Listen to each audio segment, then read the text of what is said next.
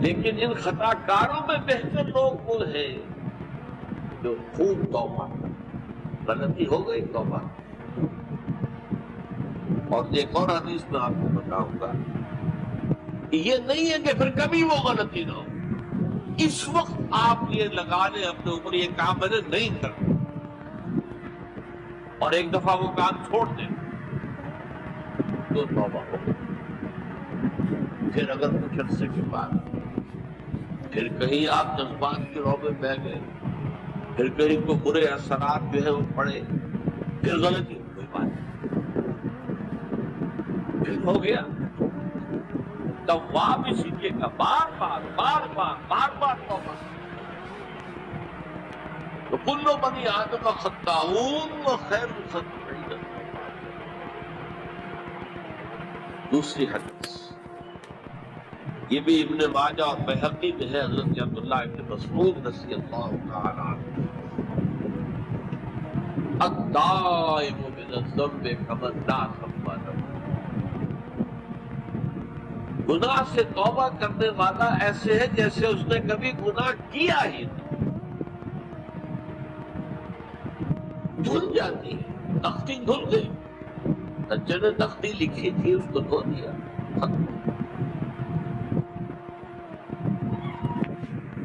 ایک حدیث تو پڑھ کر میں بھی چونکا.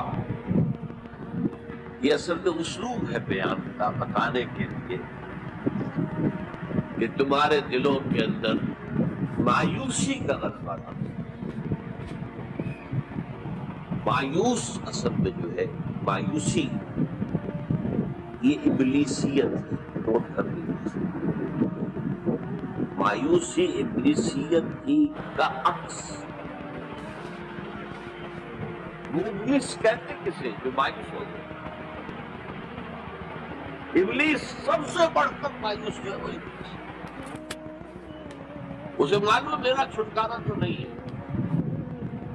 لہذا میں جتنوں کو اپنے ساتھ لے کر جہنم میں جھونک دوں، یہی میری کمائی ہے، میں نے تو بچنا نہیں.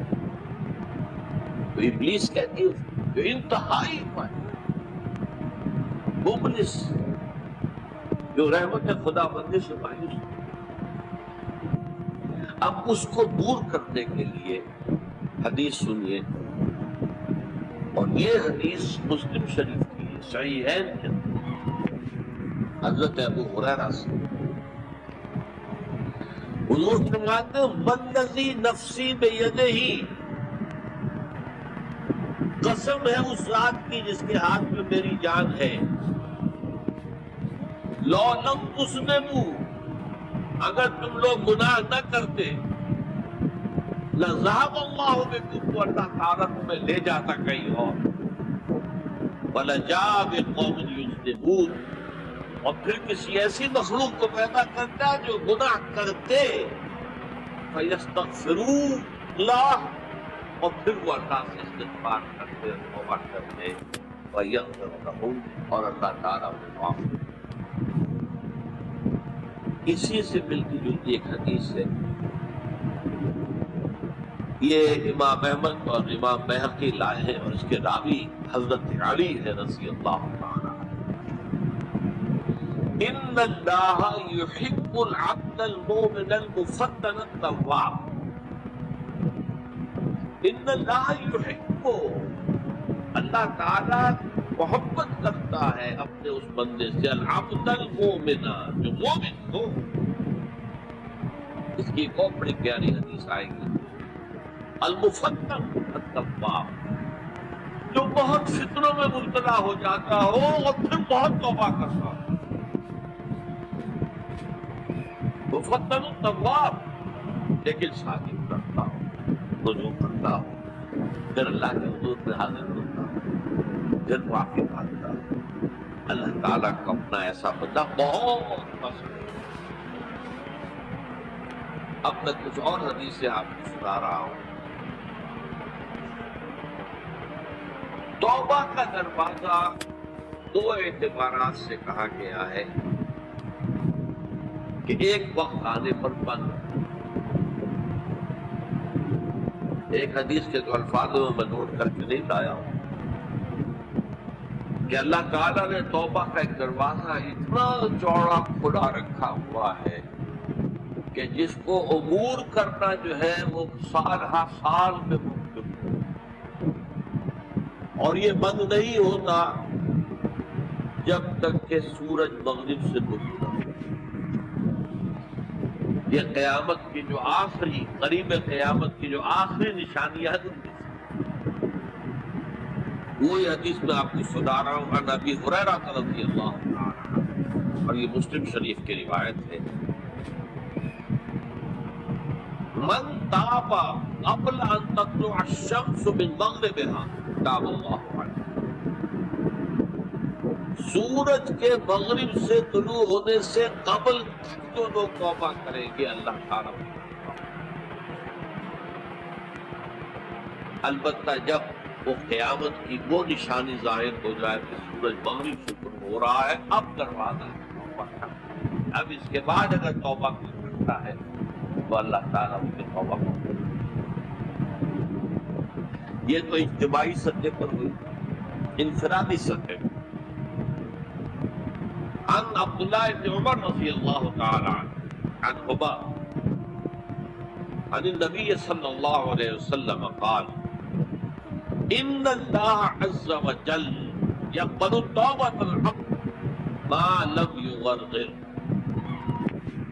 یہ ترمذی میں ہے حضرت عبداللہ ابن عمر رضی اللہ تعالیٰ عنہما سے کہ اللہ تعالیٰ اپنے بندے کی توبہ قبول کرتا ہے جب تک کہ وہ جسے ہم کہتے ہیں گھنگرو نہ بولنے لگے حلق کے اندر، جبکہ نزع عالم نزع ہو اور جان جو ہے وہ آ کر پھر یہاں اٹکتی ہے، تو اس وقت تک دروازہ کھلا ہے۔ لیکن جب یہ شکل ہو گئی تو دروازہ کھلا۔ یہ انفرادی سطح پر ہو گیا، جب آپ کے موت کے آثار اتنے واضح ہو گئے کہ اب جا رہے ہیں، اب توبہ کریں گے تو توبہ۔ اجتماعی سطح پر جب قیامت جو ہے اس کی وہ گھڑی آ گئی کہ سورج مغرب سے طلوع ہو گیا، اب توبہ کا زمانہ۔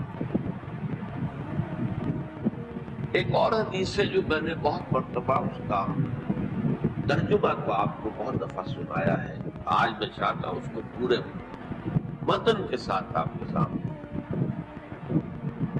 یہ حضرت انس بن مالک رضی اللہ تعالیٰ عنہ سے مروی روایت ہے جو حضور کے خادم خاص تھے، اور یہ متفق علیہ بھی ہے، یعنی بخاری میں بھی ہے، مسلم، لیکن تھوڑا سا فرق ہے الفاظ کا۔ تو جو مسلم شریف کی روایت ہے اس کے الفاظ کیا ہیں؟ لَلَّهُ أَشَدُّ فَرْحًا بِتَوْبَةِ عَبْدِهِ حِينَ يَتُوبُ إِلَيْهِ، جان لو اللہ تعالیٰ کو زیادہ خوشی ہوتی ہے اپنے کسی گناہ گار بندے کی توبہ سے جبکہ وہ توبہ کرتا ہے۔ کس سے زیادہ ہوتی ہے؟ اب اس کی ایک تفصیل، من احدکم، ایک ایسے شخص سے بھی زیادہ بڑھ کر خوشی ہوتی ہے، کان علی راحلتہ بأرض الفرات، کہ جو بہت ہی دور دراز کے سنسان علاقے میں سفر کر رہا تھا، فانتحرفت منہ، اس کی سواری جو ہے گم ہو گئی، وعلیہا طعامہ وشرابہ، اسی پر اس کا کھانا بھی تھا اور پانی، اونٹنی پر سفر کر رہا تھا، اسی پر ہوتا ہے راحلہ جو ہے راستے کا سامان۔ اچانک کہیں بیٹھا ہے تھوڑی دیر کے لیے سستانے کے لیے، کہیں اونٹ آ گئی اور اونٹنی صاحب آئی، اب آنکھ کھلی اور اس نے دیکھا، فَأَيَّسَ مِنْهُ، تلاش کر کر کے مایوس ہو گیا، کہیں اٹھنے کا سراغ۔ اب ظاہر بات ہے کسی صحرا میں یہ کیفیت، اس کا مطلب کیا ہے؟ یقینی موت۔ فَأَتَى شَجَرَةً فَاسْتَجَعَ فِي ظِلِّهَا وَقَدْ أَيَسَ مِنْ رَاحِلَتِهِ، تو وہ ایک درخت کے نیچے اس کے سائے میں آ کے لیٹ گیا، گویا کہ موت کی۔ فَبَيْنَهُمَا وَهُوَ كَذَلِكَ إِذْ هُوَ بِهَا قَائِمٌ۔ اس کی کہیں دوبارہ آنکھ لگی ہے جو کھلا تو دیکھتا ہے تو موجود کھڑی ہے، تو وہ فوراً اس کی جو رسی ہے وہ پکڑتا ہے، فَأَخَذَ بِخِتَامِهَا ثُمَّ قَالَ مِن شِدَّةِ الْفَرْقِ۔